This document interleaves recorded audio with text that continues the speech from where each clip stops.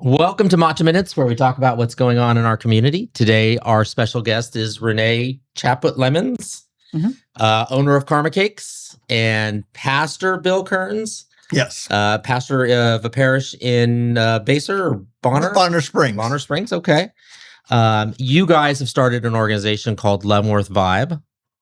As a city commissioner, I'm highly embarrassed that the city had to have people put this together for you, for us. But nonetheless, I thank you guys for your commitment to our community. It's interesting to see what's going on. Why don't you guys, let's start with you, Bill. Why don't you tell us a little bit about yourself? So what exactly do you want to know about myself? Well, how did you get into being as a pastor of a parish in Bonner? You're very connected in our community. Why don't you start there? So that's one of the questions people ask is like, well, so how did you end up here in Bonner? And so my answer is God. Okay. Go figure. I mean, that's really the truth. And I won't go through the whole story, but that I was serving in a church over in Illinois. Okay. And that I would call it holy restlessness. Okay. And things were going great at this church. And in fact, I knew were going to get even better. And I kept ignoring and finally okay, let me just see where this goes in terms of looking around. And so that's how we ended up here. Are you originally from Kansas? No, from Iowa. From Iowa, okay. So don't hold that against me. And Renee, Karma Cakes, probably one of the most famous restaurants in town, bakeries. Well, I don't know about that, but everybody knows Karma Cake. I don't know that you can talk to anybody who doesn't know Karma Cakes. Right. So, and funny story on that one. So we're actually not even Karma Cakes anymore because I quit doing custom cakes a couple years ago. So it was Karma Bakery and Deli. So we focus mainly on our deli sandwiches and then all of our sweets and stuff that we do out of the case. So I started that in 2011. So we've been doing that for a little while. It's been a minute. It's nothing like what it was when I started. It was only custom cakes. Then we added cupcakes. Then we added cookies. And it just kept evolving. So we're actually in our 4th location, but this is the last one we ended up buying a building. Okay. And we just kept growing out of our other locations that we're renting. So bought this historical building downtown. I've been downtown for 9 years now. And the building that we have now has been since 2019, but I love our downtown. So, and as far as how I got into food, I grew up, everybody made everything from scratch, super small town. Grandparents, both everything from scratch all the time. And so that intrigued me. My one grandma decorated cakes out of her house, probably ate more frosting than I paid attention on how to do anything. But I just always kind of was interested in the cooking. I love food. I'm a foodie, love to try new things. But I also have an art history background. So art, I love art. This was my way of doing art and food, and we combined it. Plus I love business. I don't know. It's probably a good thing I didn't keep going to college because I would have way too many degrees and not decide what I wanted to do because I love psychology. I love all that stuff. But anyway, so downtown Leavenworth, how we ended up there just happened to be a space for rent. And the person that had it at the time had came to me to ask if I wanted to move in downtown. I was hesitant at first, but that was the best decision I ever made. Downtown is fantastic. Our downtown is fantastic. People don't give enough credit to it, I don't think. And then when we grew out of that spot and bought the building that we're in now on 5th and Cherokee, it's a great location, tons of traffic. So I love downtown. So that's how I ended up down there without going into everything. Downtown? I love the downtown. I do. I love downtown Leavenworth. There's so much history there. And I don't know, the older I get, the more I just really appreciate that more. So it's kind of interesting. The two of you have come from very different spaces. How did you come together and come up with the idea of Leavenworth Vibe, and how did that all work out? So Bill actually loves cinnamon rolls, and I just so happened to make homemade cinnamon rolls at the shop. So Bill had been coming into my shop for, over a year at least, having cinnamon every Friday. It was his routine, cinnamon roll and iced tea. And I didn't even know Bill was a pastor. I loved him as a person. Just him and his wife are just really good people. Always involved in community. Super easy to talk to. I think it was probably over a year before I even knew you were a pastor. So there's a funny story about that. So how she found out I was a minister. So for Christmas Eve service, I just decided that, wouldn't it be fun, to have a birthday cake for Jesus? Okay. And so I asked her if she would make the cake. Now, I just realized this later. She agreed. So she said yes, and this was after the deadline. Yeah, and it's like, oh, and I mean, I think now it's like that's so nice of her. But anyway, is that I told her what I wanted on the cake, and then I said, well, I don't think I've told you I'm a minister. And for I swear, about 5 or 10 seconds, she just was like frozen. And she goes, oh, that kind of makes sense now. So that's how she found out that I was a minister, was a birthday cake for Jesus. I just thought this is and I still think you're just a really good guy.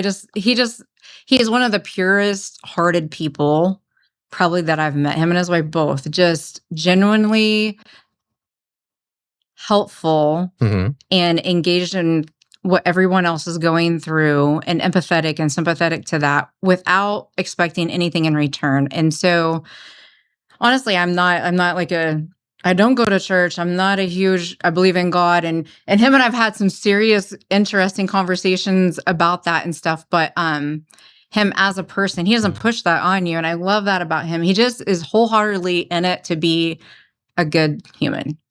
And that's what attracts me to work with him on things, because he doesn't expect anything in return. So, and then how the Leavenworth Vibe got started. So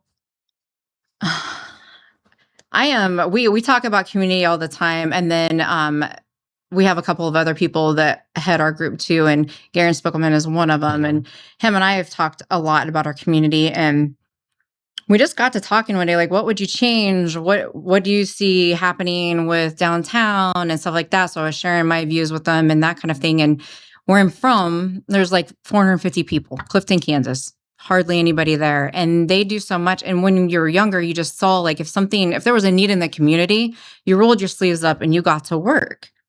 It's a community effort. So everybody chips in, and that's how you make a community, right? Sure. So you can't sit and rely on organizations or the city to do everything. You have to have a sense of community in that. And so as our talking evolved, and then we got Garen talking with us, and then we had a meeting, and then Ed Chapman joined us. And then we just come up with a plan, what can we do to make our downtown more appealing and inviting, because we really need to focus. I feel like as Leavenworth is trying to grow here and there, we forget that downtown is our foundation. I don't want that to be forgotten. That's where all of our history is downtown. My building started at 1873, so I feel like if we build on our foundation and then we go out from there, we can create something that is long lasting. When you start a house, you start with a foundation and you build up. You don't start on the outside and then build in. So we are well, what can we do? We're just, the four of us. So we had cleanups. And then I love art. And so art brings people together. So then we start talking about different art projects we can do. We have all the vacant buildings downtown. And to make them look less vacant, we have started painting windows. So that's just something that's inexpensive. I mean, it takes a lot of time to do that. So we've had a couple of artists that have volunteered, and we've gotten some done. We just need a little bit cooler weather to do some more. We had the day I painted, it was 120 degrees heat index. So it was hot. But and then we have our big project, the art alley. And what we're hoping for in that is to create kind of a destination where people want to come and check it out, just to get it. And that's just something that we as community people can do. I mean, there's so much more. It's not to embarrass the city or embarrass any organizations or anything like that. That was not the intent. The intent is to bring everybody together and realize, hey, we need to we need to do this and we can do it together. So that's kind of our hope, that everybody will kind of get excited about it and get on board, and then we can just keep going from there. My ultimate personal goal is to see Leavenworth being a destination. I think that would be incredible. And when I say embarrassed, it's embarrassing because for me as a city politician, that we haven't taken enough steps to get things done. We move, in my opinion, way too slow. And from a political standpoint, everything moves way too slow. I think you and I'm learning that about government. It just does not move fast enough, and I'm not sure why that is. Well, and if I may just throw in, and everything that I agree 100% with everything Renee has said, is that the other thing, she's talking about bringing the community together, and I guess I'm going to be a little more explicit about that, is that you have different organizations that are focused on downtown, and things are not happening. I mean, I think we just be blunt about it. And we're not, again, as Renee said, we're not trying to, poke a stick in somebody's eye or anything like that. That's not our intent. But, how can we partner with them? How can we just get things moving? Mm-hmm. And one of the things that I'm excited about, and actually Renee's brought this up, is that there's going to be a new chamber director. We've got Sam at Main Street, who's awesome. Mm-hmm. We're going to have a new convention visitor bureau person. I feel that, and I'm not saying this because you're on the city commission, but I feel like we have city commissioners that really are wanting to move the community forward. And so I think that's one reason that I'm optimistic about us getting things done in the downtown in a really significant way, because there's no way it can be just us four. So I'm excited about that, and I'm with Renee. I want this badly, the downtown area to be a destination. Just my wife and I just been on vacation in Canada, and went through different communities, and I mean, it's not just Canada, but places in the United States where the downtown area is just, one of the things that does stick out. I would say it's almost in every community that's really vibrant.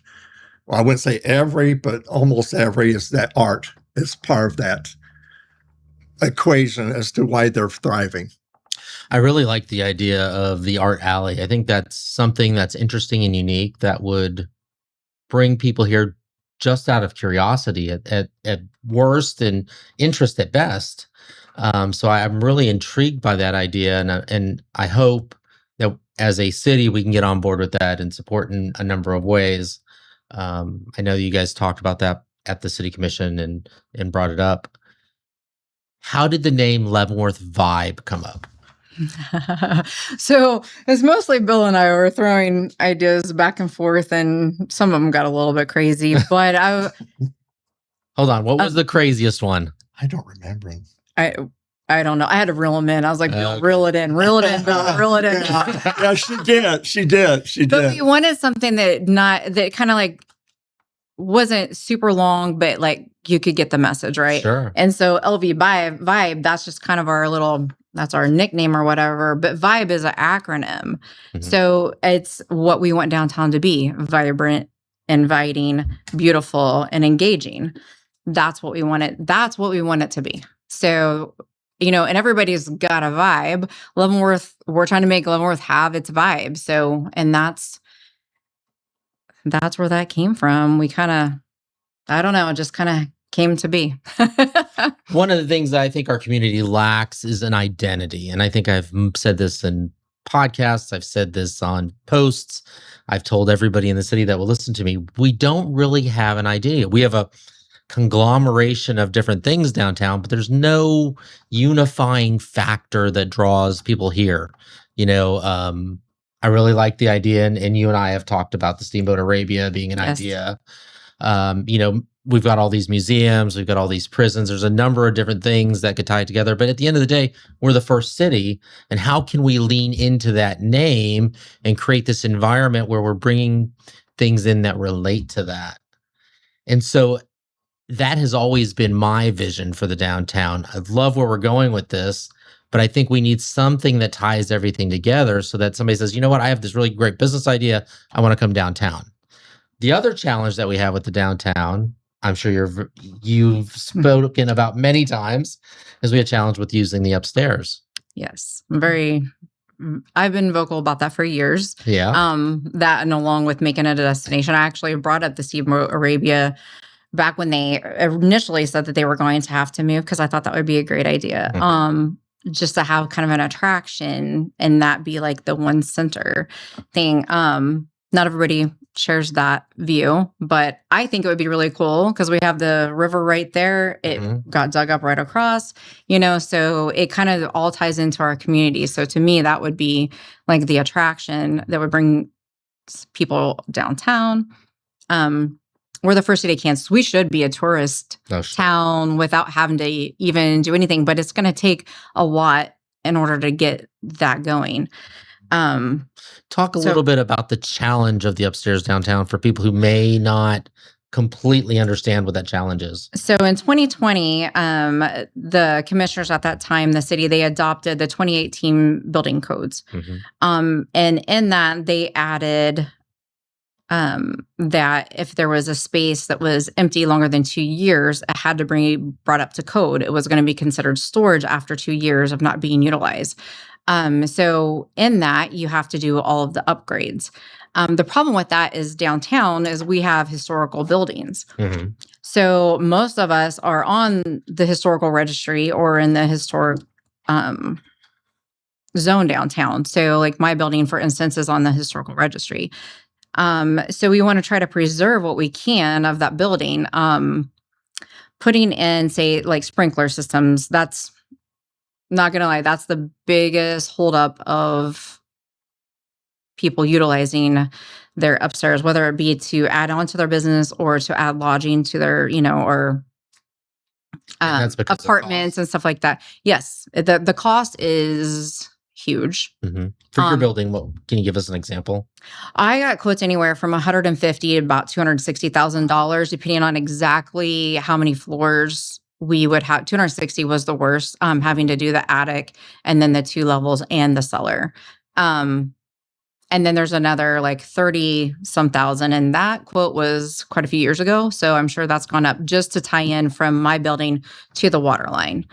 Because it needs a larger passage to go to the sprinkler system. So if you have that on top of all of your other expenses, am I ever going to see that return on that money in my lifetime? You have to sell a lot of bakery items. I know, right? Exactly. So then you have to weigh, like, is that worth that investment to me? And me, I am me. Like, I don't have anything else backing me. It all comes out of my pocket. So to me, it's like, do I really want to invest in that? Well, for me to do that, I want to see that we as a city and a community are doing something.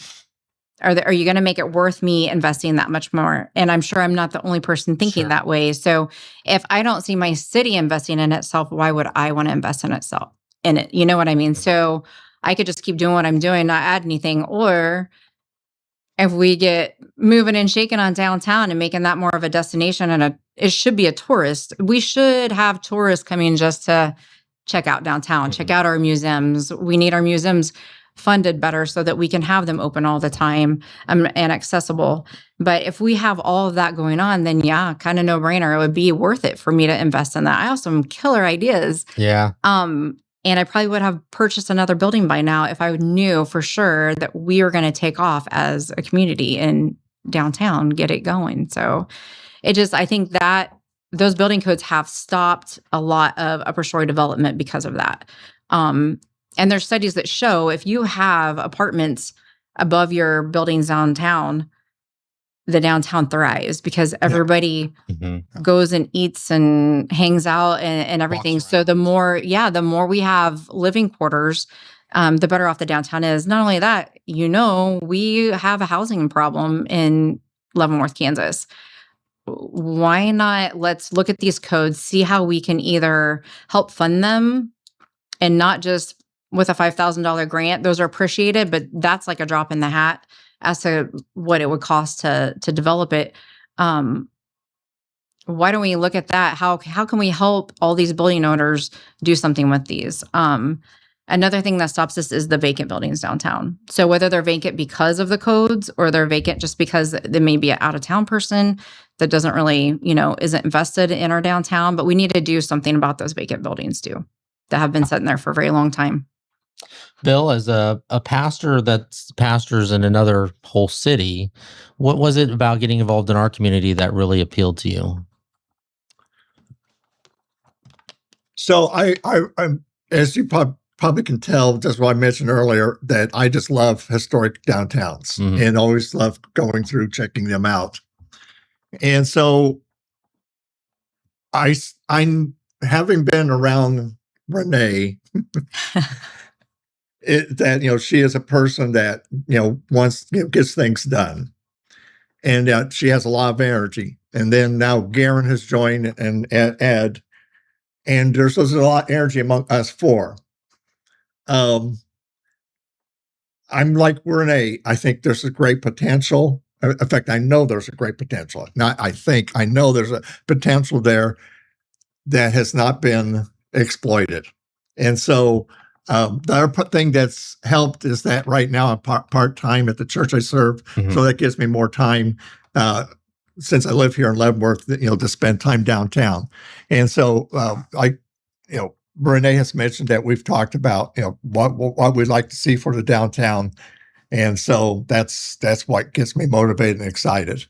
And it's going to take a lot of work, and it's going to be long-term. Your first event was the cleanup downtown, as I recall, right? Yeah, we've had a couple of those. How many people showed up for that? Oh gosh, I'm disappointed and apologize that I wasn't there. That's okay. We'll have more. I'll We do have a rule, though. If you're a city official or you're a person of public, what am I going to say? If you're running for an office or whatever and you show up, if you want your picture taken with us, you have to give us an hour of your time first before you can take a picture. That picture is not free. But anyway, so the first one, I don't know. I see both of them. We've probably had at least 10 to 12 people show up. So the first one, we kind of oh, let's divide and conquer. And then, every time you do an event or you have something, you learn something from that. Sure. We're like, okay, the next time we're all going to go to the same location, which I love that so much more, because then you get to talk. I mean, I didn't even know most of the people that volunteered. So I got to know new people that also have the same passion. They love, the idea of getting it cleaned up and going. And we've had different people volunteer too. We've had different people for the art stuff show up and volunteer. So I think that in itself is kind of making a sense of community just by doing that. So I don't know. And we'd have people drive by and roll down their windows and say, thank you. And you know what I mean? Cool. I mean, it's awesome. People are appreciating it. So I would love to have everybody who says Leavenworth needs more and Leavenworth's not doing enough. I would love for them to show up and just be a part of it, be a part of that community. It's pretty rewarding. You're a business owner. You also run another nonprofit, as I recall. I do. Yeah. You want to talk about that for a second? So I have the Thomas Building Foster Closet. My building is called the Thomas Building because it was built by the Thomas brothers way back then. And so that's what I ended up just calling the Foster Closet to bring attention to both of them. But so what we do is we take donations of new or very gently used clothing, ages infant to adult. And we give those away to foster kids that need it here in our community. Okay. So you own a business, you run another nonprofit, and you found time to help found another nonprofit. Yeah. Well, we have not really established. Yeah. Was it just a group, or is it just a group? Yeah, we don't have to answer to anybody or anything. We're just the IRS or anything. We have been funding a lot of this stuff ourselves, but we have had some people. Here's some money for paint or whatever. Gronis Hardware. Oh my gosh, they donated, I don't know, over I'm just going to say 16 to 20 gallons of paint. I lost count. Right. For us to help with the window art and the murals when we were painting 2 weekends ago. So we have gotten some donations in that in that sense. So yeah, we're not actually like an official nonprofit. We are just people ready to see change. Wow. And we're just getting up and doing it, right? Exactly. So, and yes, I probably have too many things going on.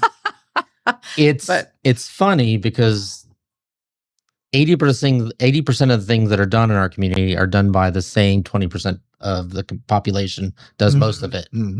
Because when I go to those events or I'm on 5 or 6 boards besides the city commission, I always run into the same people in some fashion. And I guess, I've always heard if you want something, get something done, find the busiest person because they'll figure out a way to do it. Yeah. And maybe that's what it is. Maybe, I hate to think that those are the only people that really care about our community, but they're always the first to step forward. So I commend you guys on doing it. It's a fantastic idea. But I mean, a lot of these people that has volunteered, I really don't. In fact, I do not know them. I'm not so sure that they're that 20%.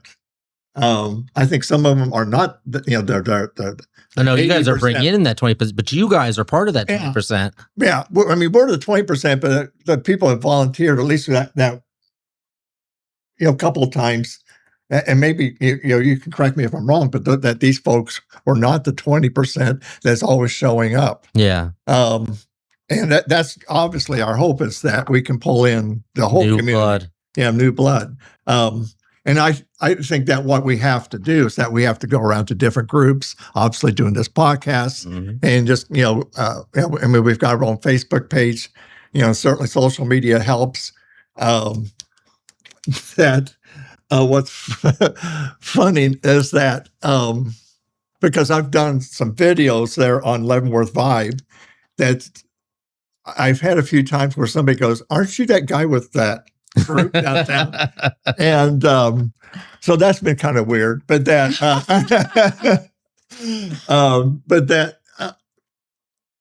you just keep at it. I mean, there's no magic bullet, and I think that's one of the things that people get discouraged by.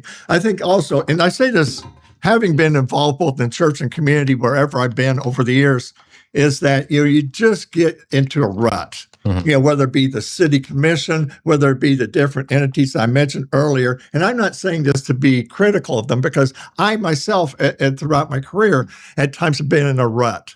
And that, what we're hoping is that with the new blood that's coming in terms of leadership, that we can just, find ways of working together to make that downtown a destination place.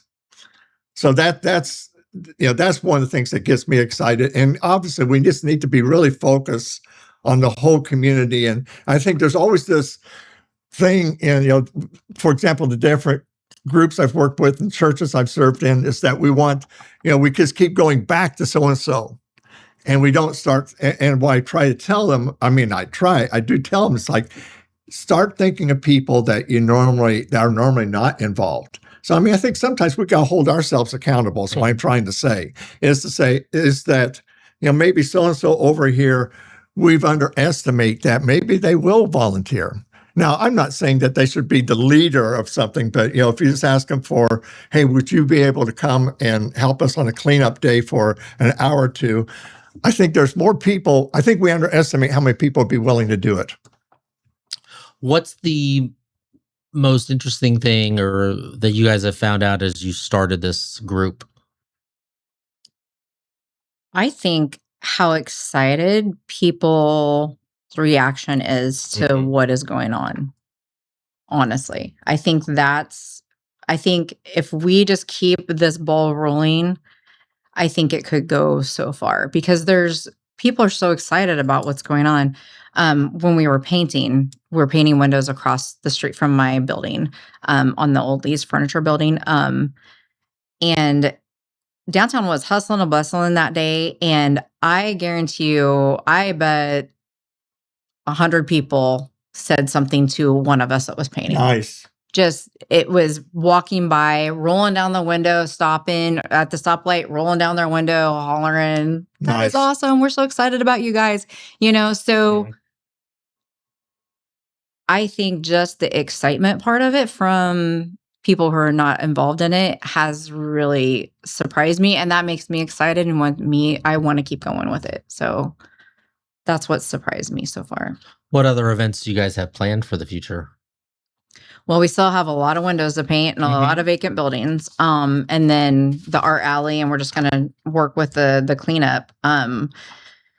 As far as like events and stuff goes, I'm really hoping that this just gets contagious and Main Street, CVB, the chamber will realize, hey, as far as events goes, maybe we need to do something downtown more. So I know the city has Camp Leavenworth and the historical festival and the Summerfest. I think that was successful this year, especially for the first year. So I feel like if we could get one of them or all of them to work together and have more events downtown, that's just going to create a buzz. I know people hate when I bring up Weston. Weston, super small community.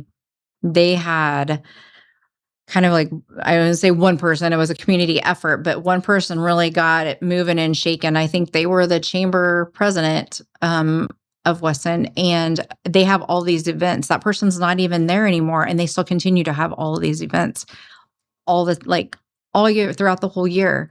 They do a really great job of advertising, of letting people know what's going on downtown. So I feel like if we could just learn just a little bit from them, we could have that too. We need more events downtown to get people down there.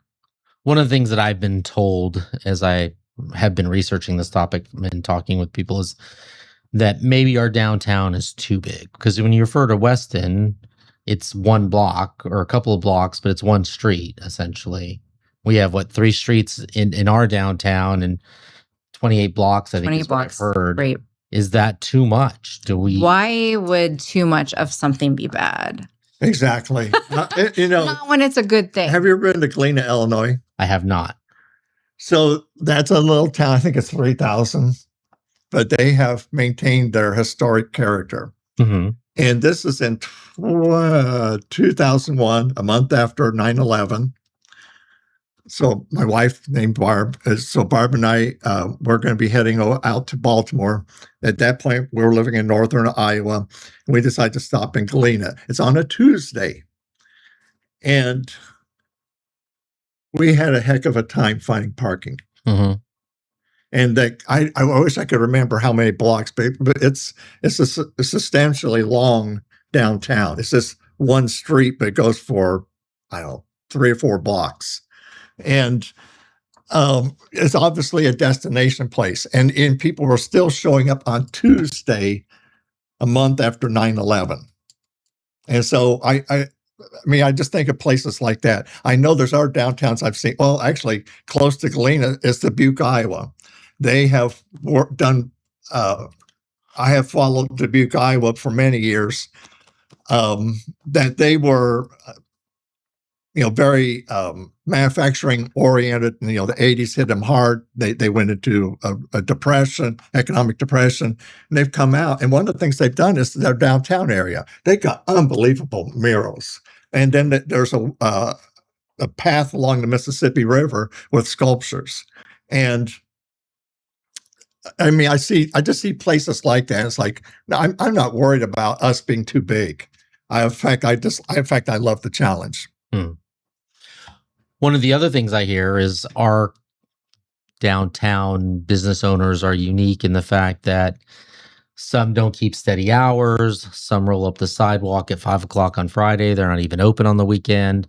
So as a person coming into town, or a person even who lives here, when they want to shop there, they close early, they're closed for the weekends. That makes it challenging to get people to come visit our destination. So that brings you back to what comes first, the chicken or the egg? Mm-hmm. Do we wait for the city to help clean up downtown and get an attraction there? Or do we expect all of the business owners to foot that extra bill for extra labor when there is nothing going on downtown? Mm-hmm. I guarantee you, if we have people hustling and bustling downtown, you're going to get either those business owners to open up more, or you're going to get new businesses that want to. We have plenty of space for new businesses to come in. Promise you, if we are hustling and bustling downtown, Karma Bakery will be open on Sundays. We're not right now. It's dead. It's a ghost town on Sundays. It is. So it's going to take an investment from the city in order to get all the businesses to also want to be invested in being open. What do you see as the next biggest hurdle in order to keep things moving forward? The building codes. So I think the building codes is one of them, as far as being like an individual with a building downtown. Our city has a lot of structural needs right now that's going to cost a lot of money. So I understand that that's probably where that budget is focused right now. I get that. But if we could, how do I want to put this? If we could maybe focus on economic development just a little bit better, not just on the industry on the outsides, but on downtown. Yeah. I think your economic development would bring enough revenue in.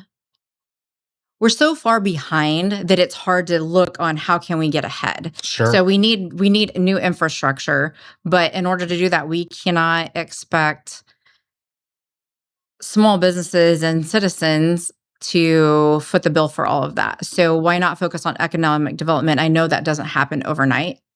We're a couple decades behind on what should have been done a long time ago. So we need to invest in our downtown, get economic up and going. I have a million ideas for that. But it has to be the forefront a little bit as far as the budget goes. I would be interested to know, like, how can travel and tourism tax help with that? I think that's something that could really be looked at, where that's not really taking away the budget for infrastructure and that kind of thing. Trying to stay. Well, and one of the things that a lot of communities have in their head is like, let's be able to track this 500 employee business to a town. I mean, that's really the mentality they have. Sure. And that is just extremely difficult. And that a lot of those businesses expect a lot of incentives. I'm trying to be nice. I have other. This is actually where I was going to take this. Yeah, but and so to me, I would rather see, and I've said this in other towns, it's like focus on the entrepreneurs here. Focus on the entrepreneurs who are. I mean, I think it's fair to say, like Renee, who's ambitious, and in a good way, and that we focus on them rather than just trying to chase somebody that we may or may not get, and we may have given them too much incentives that we're really not going to get the financial return to those businesses.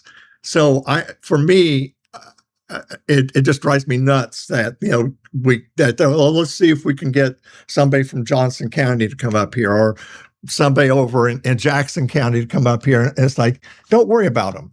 If we can have a strong entrepreneurship here in this city, going back to what Renee's saying, people are going to come. Mm-hmm. And I mean, we've seen that with our community. We see that with Johnson County, is that there's a strong entrepreneurship and it attracts people to Johnson County. And that I think, by having a strong, vibrant downtown, you got people that are really sticking their necks out. I mean, I got a sister that owns a small business in Iowa, and people don't understand how small retail businesses, how many hours they put in, mm-hmm. and the financial risk that they take. So I think that they need to be the ones that we should be paying attention to, and just. I know that some of the people that are being involved with economic development won't want to hear this, but it's like, forget about trying to draw people in.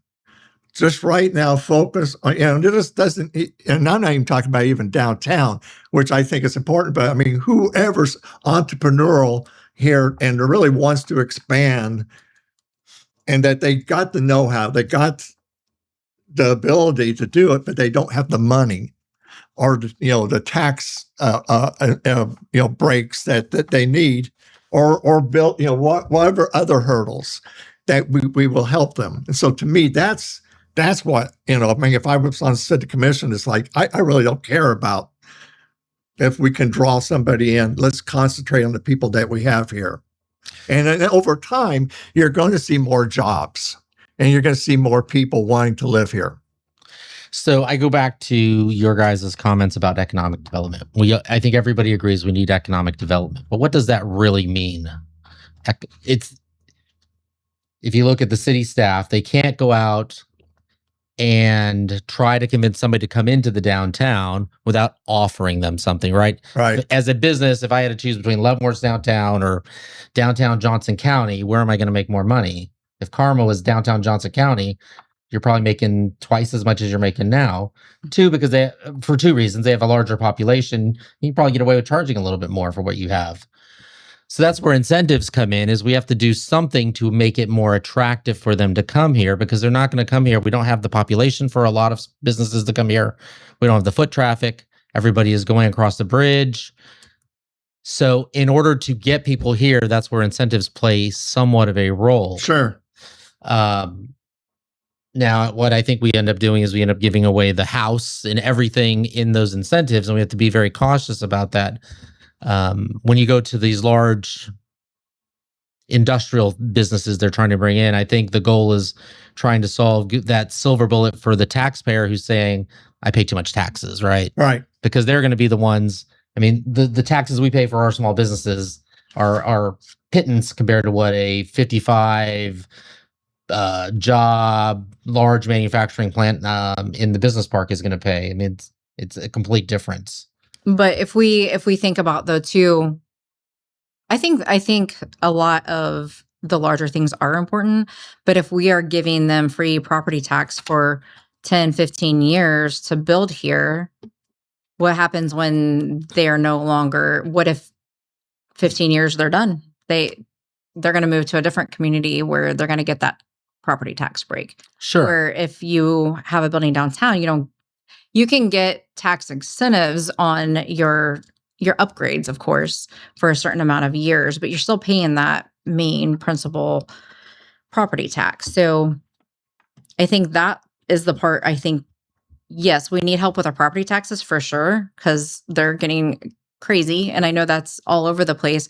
But if we have a big industry come in and we're giving them tax breaks on their property tax, how does that help me as a business owner or as a homeowner with my property taxes? Because they're paying sales tax. Hopefully they're bringing in more jobs, more people living in our community, and they're paying sales tax unless we choose to abate that as well. And we have seen in some cases in a number of communities, I think Wyandotte County has been guilty of this, where they gave away everything in the hopes that they're bringing enough people in that eventually it'll make it up for it. And you don't see that happening. And so I think we need to be more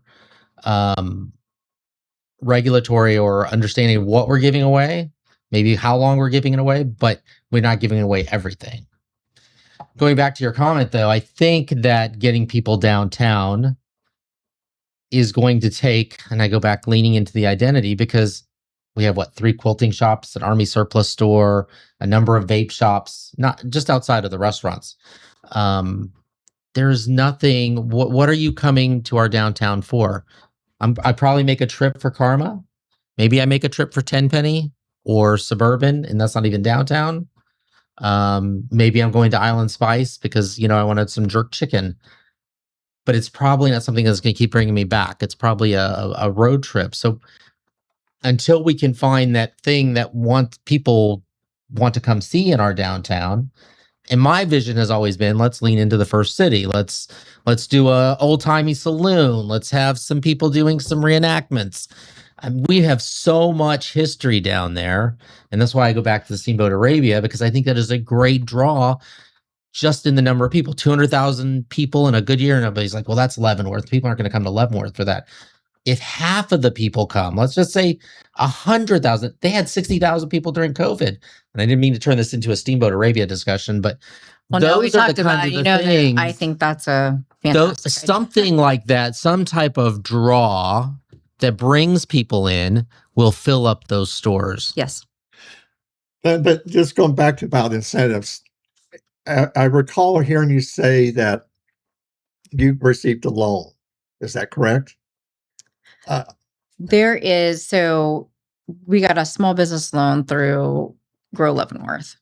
Leavenworth County, the gap funding. Yes. I served on that board. Yes. And then we also were able to get a small loan through Main Street, which is interest-free, which those are smaller. The Grow Leavenworth was a larger loan. Yes. So that helped us. It's a matching loan though. So you really have to,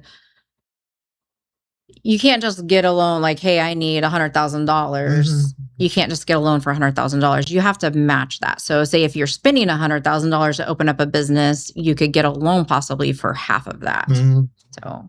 So typically the way gap funding works is if you need a loan for $100,000, the bank says, I'll give you 75. Grow Leavenworth County can help fund the rest to get you to where you need. And they did it for County Road Brewing in Tonganoxie was the last one. The last loan that I was a part of. And it was really interesting to see them grow out of that. But we do need to offer something and to people downtown, whether it is to help cost share the upstairs solutions, because I think you guys hit the nail on the head. You get people living in those apartments upstairs, that changes the face of our downtown. And there's so many empty upstairs. And from what I hear, there's a number of businesses or buildings that are not in great shape. I went to the Small Business Task Force that last week when they talked about some other options for trying to find ways to solve the sprinkler problem and ways around it, and some of the things that they've seen downtown. So I don't know that there's a silver bullet for any of it, but I know that you guys are making an impact, and I think that is super important. If you could see one business downtown, one business, whether it's your favorite restaurant or favorite fast food place or just a restaurant you like or a business you like, what would you, or a business that you think we need downtown, what would it be, Bill? There's many that I have in mind.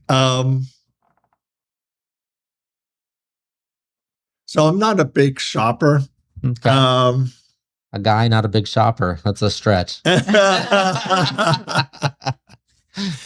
Yeah, my wife and I've learned that maybe we should do this separately. It's like, let's go in and get out. But anyway, I know we got a bookstore. Book Barn. Yeah, Book Barn. I'm just going to go ahead and say it. It's not an attraction. Okay. And that I'd like to see, a new bookstore. Like yeah, and where you take, you use the Barnes and Noble. Well, yeah, some Barnes and Noble and independent bookstores. They have like authors come in. I mean, like say, you could have Kylie come in and do her book. Her daughter, 16 at that point, 15-year-old daughter has written a book. Oh wow, and it's good. I've read it, and it's a fiction. But anyway, to have authors come in, and so that draws people in. Some sort of little coffee shop type setting where people can just sit and read. So that would be the one thing that I would love to see. So Renee and I have a love of pens. I'm sorry, pens? Yeah, pens. P-E-S, yes. Okay. Yeah, so I would, how in some places when there's big enough population where you just have these crazy specialty shops. I just think it'd be fun. I could have a pen shop. Okay. That's not on my list of things to expect somebody to say. No, but I think part of it too. See, we got to think in terms of niche businesses. Yeah, no, I agree. And I mean, I think we so often get focused on restaurants, and which, trust me, Barb and I are foodies. And we when we were in Canada, we just love trying out different things. So, that's not the issue. The issue is that, I think we also need to think of crazy ideas, such say, a pen store or whatever, something crazy like that, that somebody's willing to take a risk on. Renee, what about for you? I would like to keep big box stores out of there. I would rather it be more. So if we get the historical theme going, it would be really awesome to have like a candy making shop. That would be really cool. I think of Savannah, Georgia. I lived in Savannah for about 5 years, and we had River Street. Okay. And so there's all these little different stores along the river, which we should totally capitalize on that, but another day. I was actually just going to say the same thing. Candle making, where they dip the candles in front of you and you can watch them, so more of like interactive type shops where you can see things being done and see things being made. So that to me would be exciting. And like glass blowing. I'm thinking like more things that you used to see back in the day, So that's what I would like to see downtown. Things that are more interactive. Imagine you're here 5 years from now. We're doing a podcast 5 years from now. What does success look like for Leavenworth Vibe? I think our alleys will be done, the 2 initial ones that we wanted to do. And I feel like that could expand through all of the alleys. So we have plenty of alley space downtown. I feel like that could expand through all of the alleys if the building owners and business owners want that to happen. I think we will see more people walking around downtown. We are going to see more flowers, more hanging baskets. Sculptures. Yes. Yep. I think it'll be more inviting, and it's going to be vibrant. It's going to be engaging. And I think we are going to have more people downtown, hopefully. Cross our fingers. So for me, I think it's important that not only we talk about our history, but also there are people that are not into history. Mm-hmm. And so I think what I would love is where there's a mix. Okay. For example, I can go back to Dubuque, Iowa. In my mind, it's a mix of that they're honoring their history, but that there's a sense of something being contemporary. I mean, when you see the art downtown Dubuque, it's all contemporary. And I mean, it's some of it, I won't want to say out there, but it's really powerful. And but what I would love to see is just that the whole town, I'm with Renee, I don't want to see any box stores down there. I want to see it all be retail. I want to see every building filled, and that it's just a crazy wide variety of stores. I love the idea about the glass blowing. I'm sure I've said that right, but that have stores like that. Again, going back, have some niche stores along the way, and I think that I think that will be exciting. I know it'll be exciting. Yep. And to tie in the history part, we could have. Why don't we have history tours on the weekends? I mean, that right there would be really cool. So there's a lot of history. I win the lottery. I'm going to buy some buildings down there. We're going to change them around. We're going to have tour buses or little trolleys and do ghost hunts and that'd be fun. history tours. There's a comedy bus.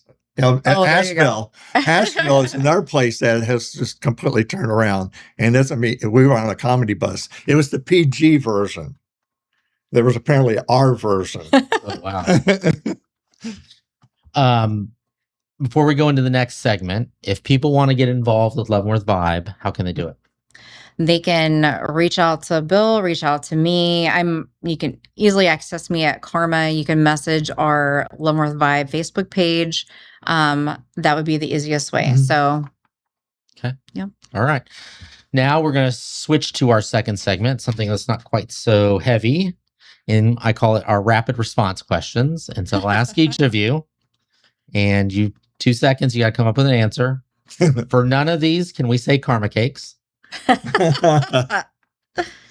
Coffee or tea? Tea. Coffee. Ooh, okay. Favorite item from Karma Bakery? This is the exception. Chicken salad. Okay. Cinnamon rolls. I will tell you what, I had a cookie the other day. Uh-huh. That was the softest cookie. That was a great cookie. Nice. It was a great cookie. Favorite restaurant? You can't say Karma.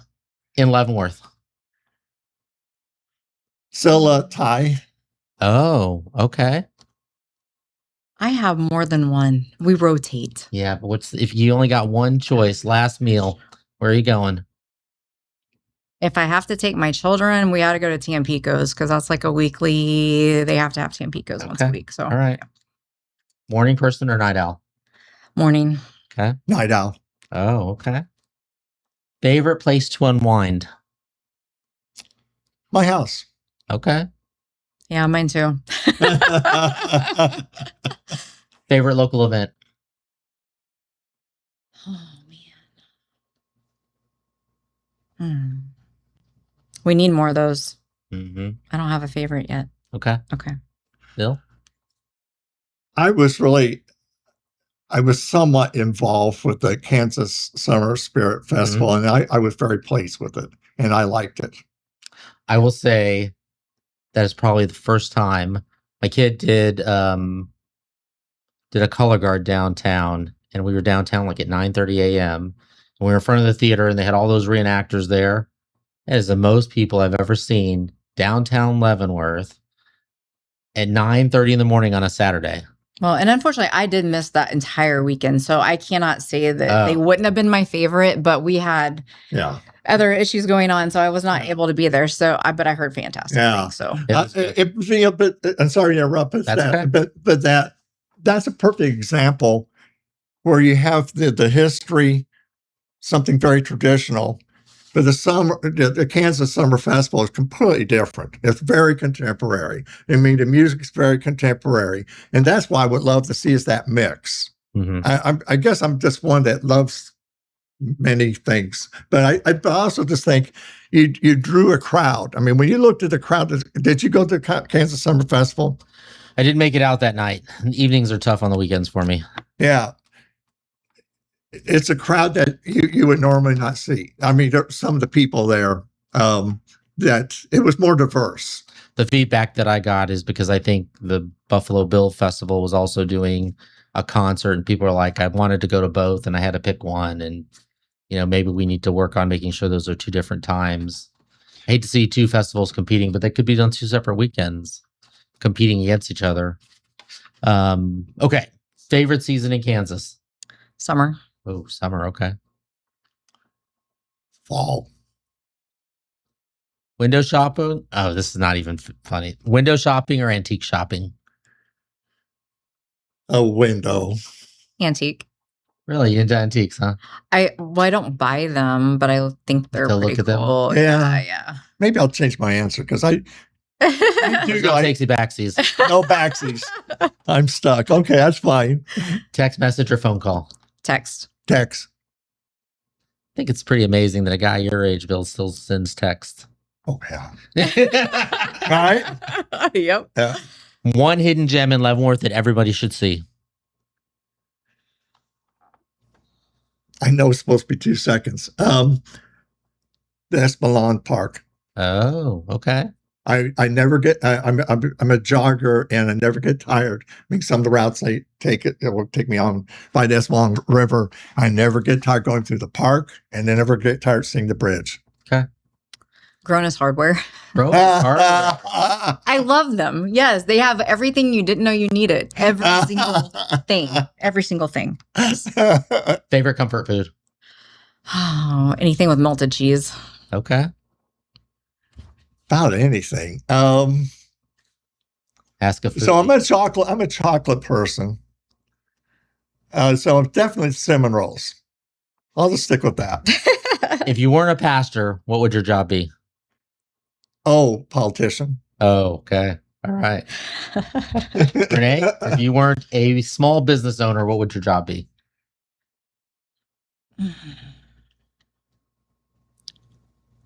Probably in psychology somewhere. Okay. Social worker? Probably something like that or higher. Therapist? Yeah, I think so. Okay. One book that influenced you. Oh, I'm ADD. I do not read books. Okay. Yeah. I can't say anything about that. Oh, there's so many because I do read. Can't say the Bible. Yeah, okay. I have a feeling you're going to say that. I have a feeling you're going to say that. That's fine. I know that there's some books that really have just shaken me in a good way. You know, there's a book called Brother to a Dragonfly that has a huge, still to this day, I read probably almost 50 years ago. Wow. Or definitely 40 years ago, and still impacts me. Who inspires you the most? And you can't say Jesus.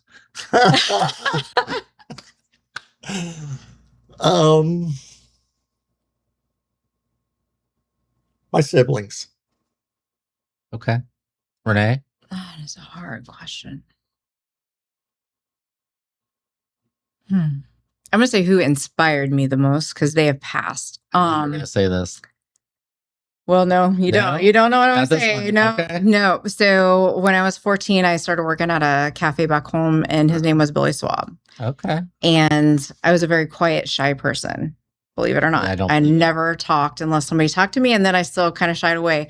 But he was an old Navy sailor, and he'd always tell me, you can be whatever you want to be. And he's like, no matter what you are, be the best at it. He's like, I don't care if you're a damn ditch digger, you be the best damn ditch digger that there is.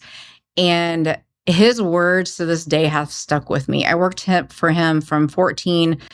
And even when I was like a freshman in college, I still went back on the weekends and worked for him because he inspired me. He was just an old Navy guy. I mean, rough, and he used to scare the crap out of me because he was scary. But you know what? I love that man to death, and he really formed my way of thinking and how I work and how I treat people and that kind of thing. So, If you had one free Saturday with no responsibilities, what would you do? No kids, no responsibilities. I would probably work still. She loves work. I'd be downtown painting or something. Yeah. No, she at one time texted like, I love work, exclamation point. So I know that's not an exaggeration. What would I do?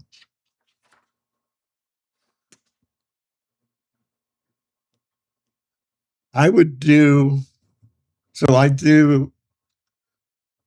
some, I do long distance. Okay.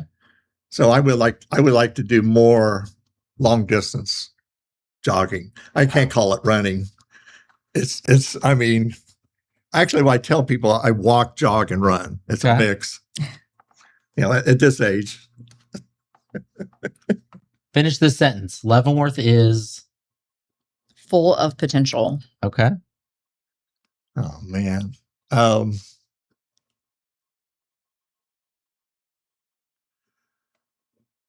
It's really the same thing, but I'm going to just use the different words. Bright future. All right.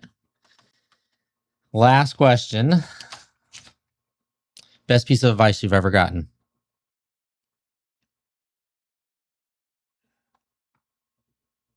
So I'm going to go outside the Bible. One of the things my dad would say is that never say never. Okay. Mine just goes back to the Bill Swab quote. Whatever it is that you do, be the best at it. I always told my kids, nothing good happens after midnight. Yeah. I've got a lot of good phrases that, yeah, I just put one on the Vibes page the other day. If you always do what you've always done, you'll always get what you always got. So you got to change it up. You want something different, you got to change what you're doing. So Renee, Bill, thank you for being on the podcast. Thank you for coming and talking about what you guys are doing. It's people like you that make our community great. And so I really appreciate everything that you guys do and for the time you put into it. Well, thanks for having us. Thank you. Appreciate it. Appreciate it.